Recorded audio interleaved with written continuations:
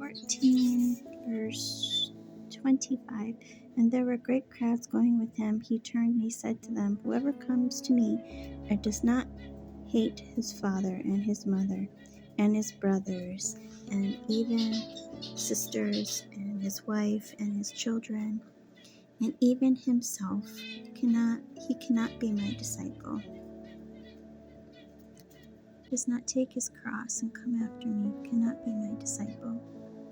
Now here those two verses are that our Messiah and our Father teach us that we must hate these people and even himself, and that we take up our cross and come after him. So we know that Messiah had someone take his cross for him, and we take the cross of our Father Messiah, and we bear these burdens and these afflictions. We know the cross is something that we must bear, and the things and the burdens that we must bear that our Father Messiah gives us. And we know to hate is that we are not to hate as well as to hate the very garments that people wear that are evil. So we know these things that are from our Father Messiah, but also this word is true, and he says this: "For who among you who wants to build a tower?" So we know that our builder is our Father Messiah, and we are the building. And who wants to build a tower? As we know who built a tower up to heaven and got destroyed. So does not first sit down and calculate its cost. So we know that all costs that we do with that, our cost is not with things on this earth, but with our Father Messiah. For if he is able to finish it. Thus when he lays the foundation and cannot finish, so you're laying your own and you're building your own foundation by doing these things, which we do not build on another foundation, which is already built, which is our Father Messiah. Praise our Father Messiah, our God.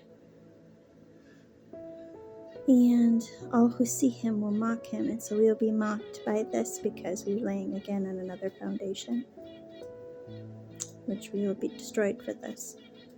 And they say this man began to build and could not finish. Of course, we're doing our own strength. So, who is the king who goes to battle to fight? So we know in the word of God with a neighboring king and does not first consider whether he can with 10,000 confront him who comes against him with 20,000. So we know in the word of God it talks about who is the king who goes to battle to fight with the neighboring. So we know we're not to fight with our neighbors. It is written, we are not to fight with anybody. Our fighting is we put away our sword, the fighting of the sword, and put it in the sheath. But we know also that we pick up the sword, and that is our battle, is with his sword and with our Father Messiah. But we do not fight with our neighboring king. We don't fight. And if not, while he is far off from him, he sends envoys and pleads for peace.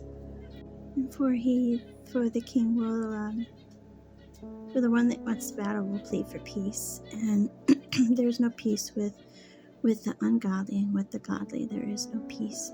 But we are to make peace with everyone.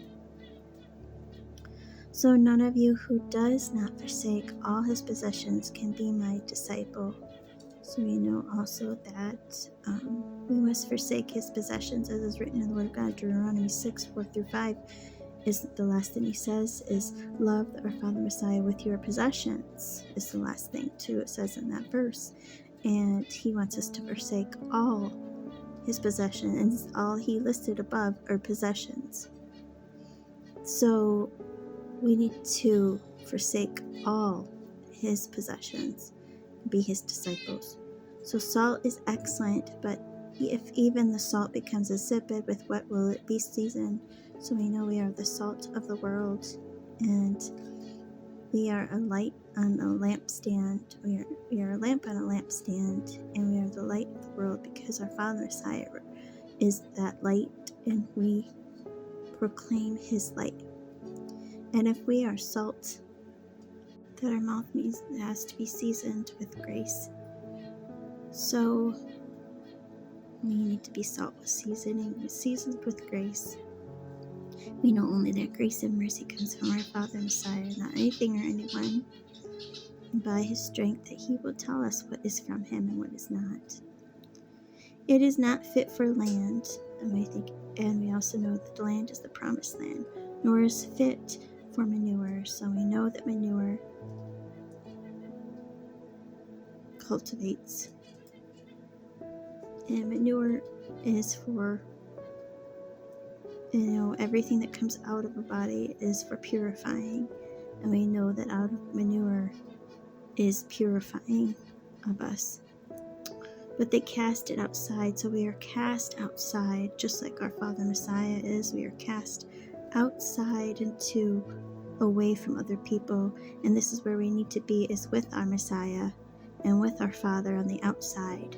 And here we know on the outside is weeping and gnashing of teeth, and we know that we are outside of the kingdom of our Father Messiah until he calls us home.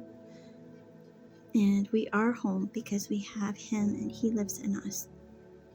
So it says also, whoever has an ear that hears, let him hear. And we know that our hearing comes from our Father Messiah, that he gives us ears to hear, and we hear him by his grace and mercy and his love and truth and faithfulness. And he wants us to hear these words, and may you hear them too. May our Father Messiah bless you and be with you, and that you have ears to hear, and that he will open your ears and your eyes to see and hear. Have a wonderful day.